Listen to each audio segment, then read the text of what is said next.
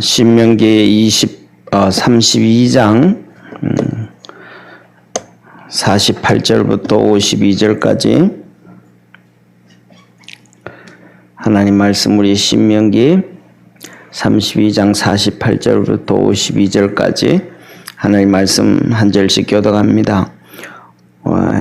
오늘은 모세가 이스라엘 백성들에게 신명기 마지막 메시지, 마지막 설교를 다 한 다음 그날 하나님께서 모세에게 나타나셔서 하신 말씀입니다. 당일에 여호와께서 모세에게 일러 가라사대 너는 여리고 맞은편 모압 땅에 있는 아바림 산에 올라 너보산에 이르러 내가 이스라엘 자손에게 기업으로 주는 가나안 땅을 바라보라. 내 형 아론이 호르산에서 죽어 그 조상에게로 돌아간 것과 같이 너도 올라가는 이 산에서 죽어 내 조상에게로 돌아가리니 이는 너희가 신광야 가데스의 무리와 물가에서 이스라엘 자손 중 내게 범죄하여 나의 거룩함을 이스라엘 자손 중에서 나타내지 아니한 연고라. 52절 우리 합독하겠습니다. 내가 이스라엘 자손에게 주는 땅을 내가 바라보기는 하려니와 그리로 들어가지 못하리라 하시니라. 아멘. 오늘 이 마지막 모세에게 주시는 하나님의 말씀, 이제 하나님께서 모세를 데려가시겠다라는 그런 말씀입니다. 그래서 뭐냐면 오늘 이 본문 말씀에 보면 모세가 신명기 메시지를 다 전한 다음 하나님이 나타나셨어요. 그래서 당일에 그렇게 말씀을 하셔요.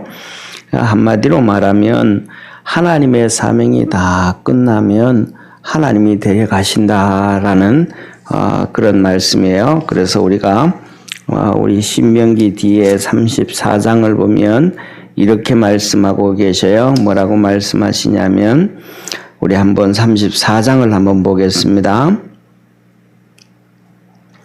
34장 7절 8절을 우리 두 절을 합독하겠습니다. 34장 7절 8절 모세의 죽을 때 나이 120세나 그 눈이 흐리지 아니하였고 기력이 쇠하지 아니하였더라.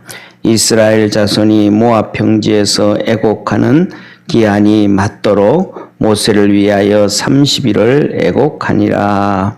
아멘. 그래서 이제 이스라엘 백성들이 이제 자 보세요.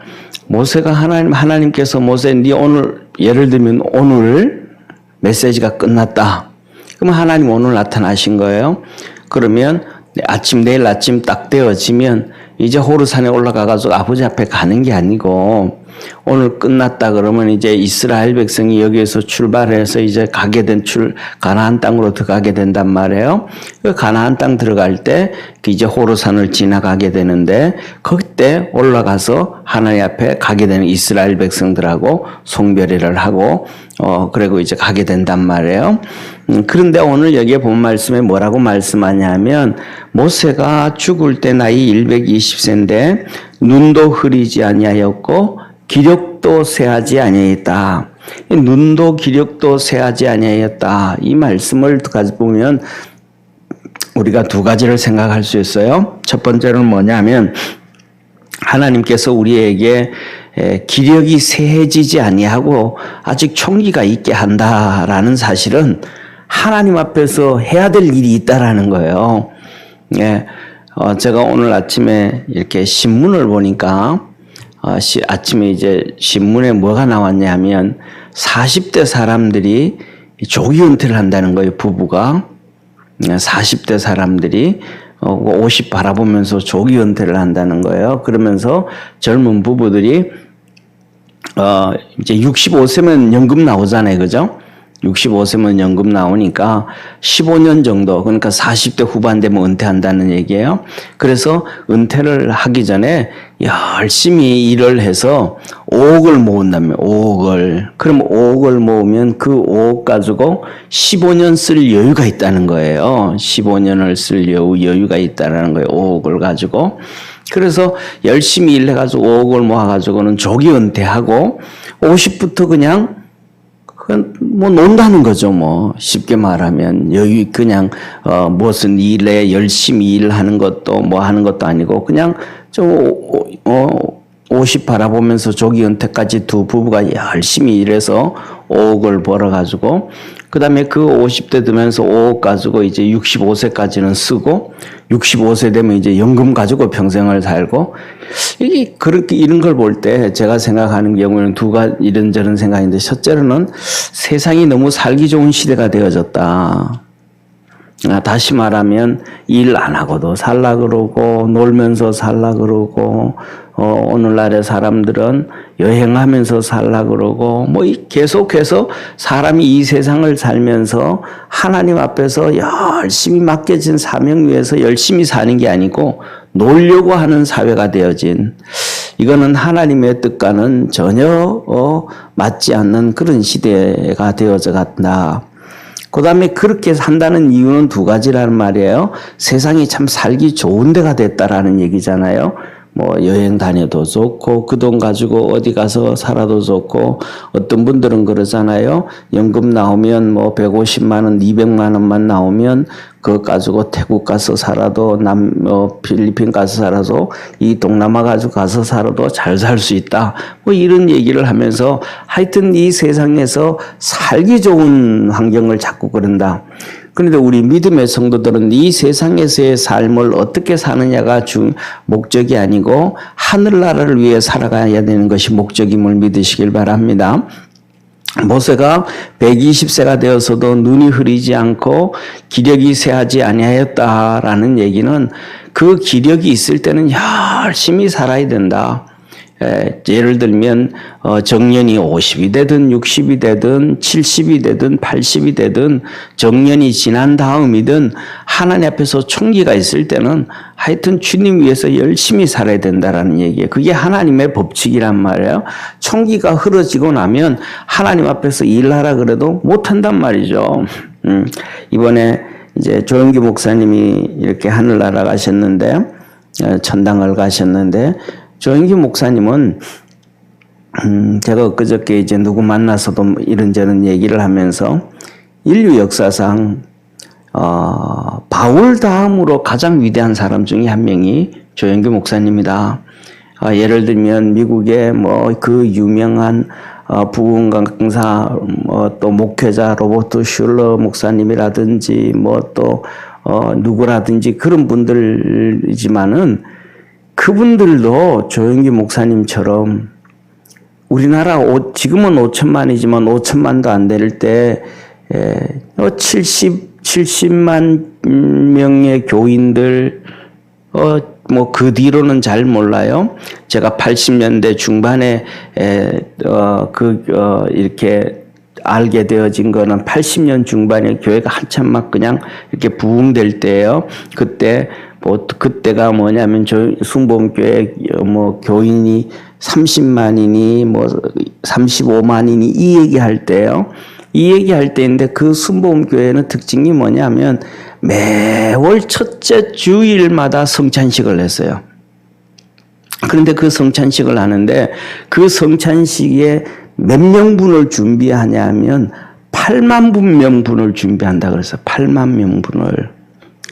그러니까 8만 명분을 준비하니까 그때 이제 나오시던 뭐 제가 알고 있기로는 정확한지는 모르지만 그때 해태제과의 회장님이 혼자 그 성찬식 들어가는 준비 재료비를 매달마다 다 준비를 하는 어마어마한 거죠. 8만 명분이니까. 그런데 그 매달마다 8만 명분을 준비를 하니까 성찬에 참석하지 않고 그냥 청년들 예배드리고 중학교 1학년, 2학년, 3학년, 고등학교 1학년, 2학년, 3학년, 유치부까지 예배드리는 사람들까지 다 포함하면 거의 추측하기에 12만 명이 교회 주일날 온다는 얘기예요. 그러니까 30만 명 예의할 때도 12만 명씩 온다는 주일날 오는데 그렇게 모여서 예배드리고 이렇게 했던 목사님이 바울 다음으로 바울도 그렇게 못 모였고 사실은 바울 이후에는 그런 분이 없다라는 거예요. 그것은 뭐냐면 하나님이 하시는 일이니까 가능했지 하나님이 아니면 가능하지 못했다는 거예요. 근데 그 위대하신 분들도 마지막에는 병원에 그냥 이렇게 뭐라 그럴까 그 의식 없이 예를 들면 의식은 좀 있다 그래도 활동도 못하고 움직이지도 못하고 누워서 계신 1년 가까이 계시다가 돌아가셨다는 거예요. 그래서 이렇게 하도 이렇게 뭐 좀 그런 위대한 분이 병원에 있는데도 제대로 관리를 안 해줘가지고 덩어리에 욕창이 났다 이런 얘기를 해. 누워겠지. 좀 잘 닦아주고 관리하면 되는데 그런 분들도 마지막 돌아가시기 전 86세 돌아가시는데 1년 정도는 누워서 아무것도 못하는 그런 시대가 그러셨다는 거예요. 그런 것을 볼 때 우리가 살아가면서 아무리 건강하고 아무리 이렇게 해도 총기가 떨어지고 기력이 떨어지고 나면 하나님 일하고 싶어도 못한다. 우리가 하나님께서 건강을 주시고 기력을 주신 것은 마지막까지 하나님 일 열심히 하라는 것이라는 것을 기억하면서 열심히 우리 믿음으로 달려가기를 주의 이름으로 축원합니다. 그러면서 두 번째로는 그럼에도 불구하고 기력도 있고 총기도 있고 다 있는데도 가나안 땅을 못 들어가는 거예요.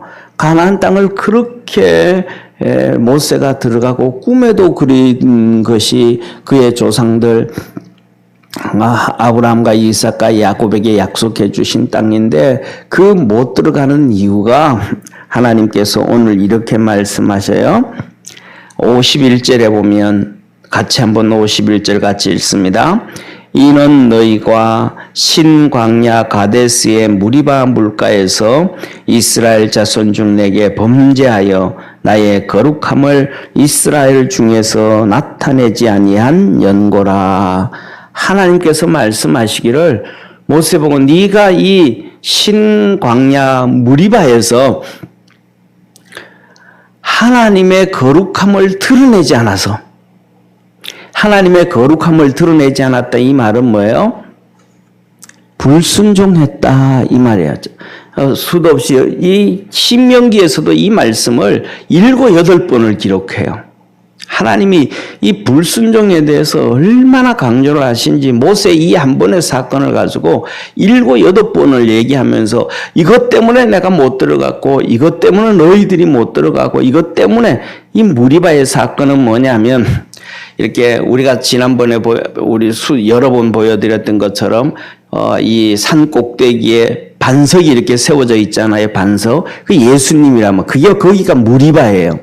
근데 이게 갈라졌는데 두 번째 이 반석에서 물이 나왔는데 첫 번째로는 우리 이스라엘 백성이 이 무리바에 왔을 때 하나님께서 지팡이를 쳐서 물이 나게 하라. 그래서 모세가 순종을 하고 그 지팡이로 이 높이가 20m 되는 높이가 20m면 우리나라 아파트로 얘기하면 7, 8층 높이 아파트란 말이에요. 보통 아파트가 이렇게 여기 바닥에서 고까지가 한 2.5m 정도 되거든요. 2.5m요. 그리고 그 다음에 이제 그 중간에 슬라브가 한 18cm에서 20cm 되어지고 바닥에서 천장까지가 2m 30, 2m 50이니까 그러니까 이게 뭐냐 하면 20m 정도 되어지니까 거의 7층, 8층 높이란 말이에요. 이 큰 반석이 세워져 있는데 이게 예수 그리스도를 얘기하는 거예요. 이 반석이 세상의 꼭대기에 산 꼭대기에 가장 우뚝 솟은 세상에서 생명이요 세상에서 이게 기둥이 되어지는 예수님. 근데 이 예수님을 이 지팡이로 쳐서 물을 내라. 그래서 이거 지팡이로 딱 쳤더니 이 반석이 이렇게 쭉 갈라진 거예요. 이거는 뭐 나무 막대기로 그 큰 돌멩이를 치는데 갈라질 수 없죠. 이 갈라지는 것은 예수님의 육체가 갈라짐을 얘기하는 거예요. 그래서 예수님이 십자가에 못 박히시고 채찍에 맞고 이걸 얘기하는 거란 말이에요. 이래서 바위가 쭉 갈라지면서 거기에서 물이 펑펑펑 쏟아 나와서 이스라엘 백성들이 다 먹고 생활했단 말이에요. 그래서 신약에서는 예수님 이것을 말하고 내 배에서 생수의 강이 흘러나리라 이 말씀을 하셨단 말이에요. 그리고 이스라엘 백성들이 또 돌아다니다가 물이 없어서 다시 무리바로 돌아왔단 말이에요. 다시 그러니까 가나안 땅 들어가려고 하다가 불순종해가지고 다시 광야로 들어왔잖아요. 다시 광야로 들어온 것을 신광야라 그러는 거예요. 다시 들어와가지고 이 무리바에 왔는데 물이 있을 줄 알았는데 물이 없는 거예요. 이 반석에서 물이 항상 막 펑펑펑펑 솟아나면 좋은데 이 반석에서 항상 물이 솟아나지 않는단 말이에요. 우리가 신앙생활 하면서 항상 24시간, 1년 내내 10년, 20년 우리가 죽을 때까지 평생 우리가 어떤 모습이든 상관없이 하나님의 은혜가 막 흘러 넘치면 괜찮은데 그 하나님의 은혜가 우리에게 흘러 넘치지 않는단 말이에요. 하나님의 은혜는 우리에게 필요할 때 주시고 우리가 그 앞에 엎드리고 순종하고 말씀 붙잡고 살아갈 때 우리가 하나님 앞에 순종할 때 하나님께서 우리에게 은혜 베풀어 주심을 깨닫기를 바랍니다. 은혜 주시지 않냐면 순종하지 않냐면 하나님이 절대로 우리에게 은혜를 안 주신단 말이에요. 그래서 이스라엘 백성이 거기를 떠나니까 더 이상 물이 안 나온단 말이에요. 필요 없으니까. 그래서 이스라엘 백성이 돌아왔는데 물이 없는 거예요. 그래가지고 이스라엘 백성들이 불평하고 원망하며 얼마나 기대가 컸겠어요. 그 목마르고 힘든데 그 무리바에 가면 산꼭대기 반석에서 물이 절절 흘러나오니까 거기 가면 산다라고 하고 왔는데 물이 안 나니까 더 죽을 지경이죠. 기대가 다 무너져 버렸으니까. 그래가지고 3일 되도록 그냥 불평하고 원망하다가 하나님이 모세에게 말한 거예요. 너 이 반석을 명해서 물을 내라.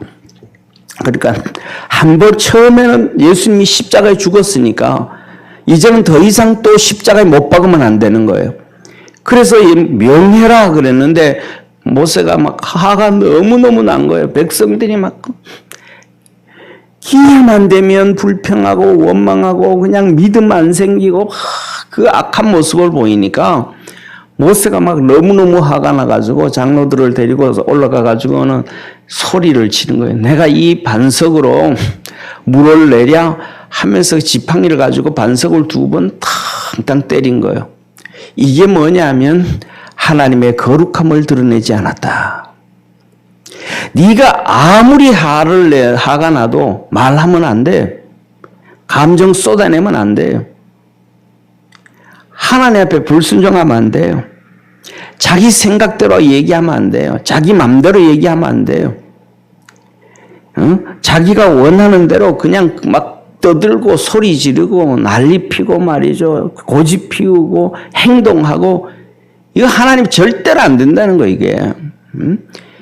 이게 하나님이 화를 내라 그럴 때 화를 내야 되고 소리 지르라 그럴 때 소리 지르야 되고 하나님이 그렇게 해야지 안 그러면 안 되는 이 불순종이라는 거예요.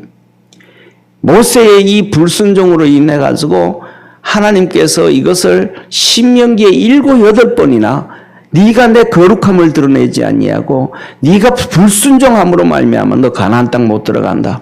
이 말은 무슨 말이에요? 예외 없다 이 말입니다. 예외 없다. 모세뿐만 아니라 이스라엘 백성 너희들도 예외 없다. 그래서 우리가 잘 알죠. 가나안 땅에 들어가서 여리고성을 정복하고 그 다음에 아이성을 정복할 때 거기에서 온 집안이 돌멩이 무덤이 되어버린 집안이 있잖아요. 아간의 집안. 그들도 또 불순종한 거예요. 하나님 말씀 안 들은 거예요. 하나님께서 너희들은 그 안에 있는 거 모든 거 불사르고 다 정리하고 없애라. 근데 너 취하지 말라. 근데 그 아간이 취해버린 거예요 또.